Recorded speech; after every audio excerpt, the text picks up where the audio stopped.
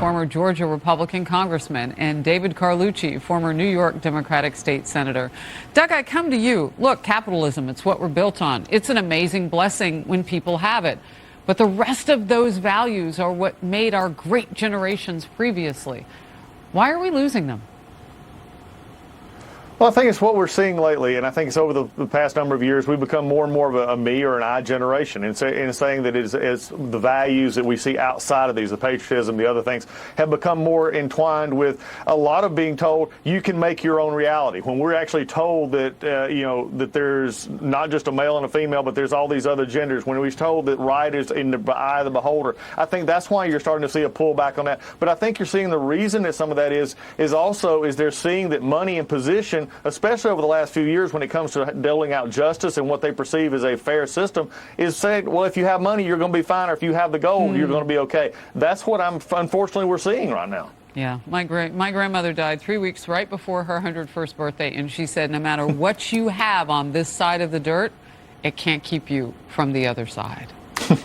That same poll, no U-Hauls attached. Yeah, that same poll with some dismal numbers on the economy. 80% of people say that the economy is poor or not good. 47% think it's going to get worse in the future.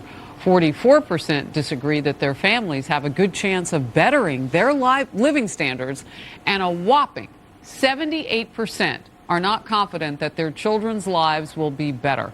I want to go straight to you, David. When you hear the president talking about how resilient and all of that we can be, and he doesn't really say what it's going to take to turn this economy around, what do you say to him?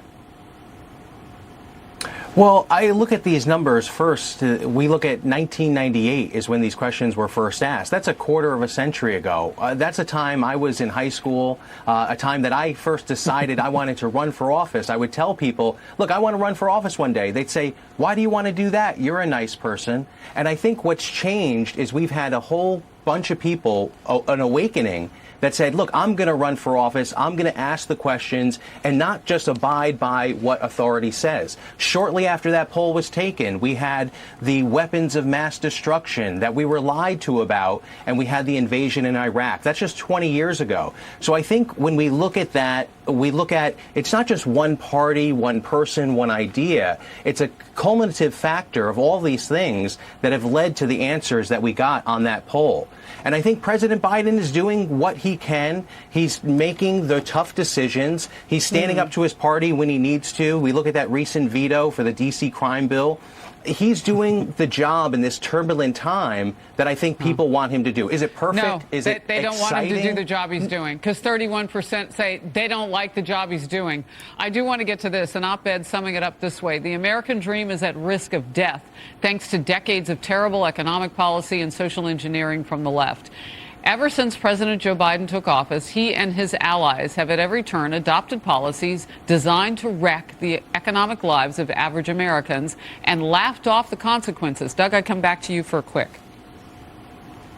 Yeah, really. I mean, I think this is just out of touch. And reminder, 98 is when we're coming off a Clinton scandal as well. Government scandals began 25 years ago. But it also goes back to, again, defining what is. It's defining your own morality. That's what you're seeing in these polls. And people are tired of being told what is obviously in front of them is wrong. And that going back to the basics of doing well is saying that I can do something, that I, as a person, can do these values, take these values, and make a difference in community, not that government has to give me those rights.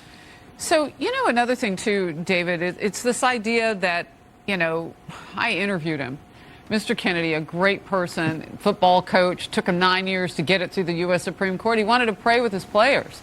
I mean, we have a movement on your side of the political aisle that takes out those foundationary principles that help us get through the good times and then the toughest times, like faith. Well, I think that that's just really pitted to one extreme of the party. To say that the entire party wants to do away with faith, they're the I think that's part a little that's too in far. power right now. Well, I don't think if you ask President Biden or Kamala Harris that they would really believe that. We're looking at a diverse tent, a big party, and something that we've got to encourage everyone to get involved. Whether you believe in God or not, you're an American and you have a right to have your opinion heard. They need to say it more than I guess we're not hearing them. Good to see you both. Thank you. Outnumbered is after the break.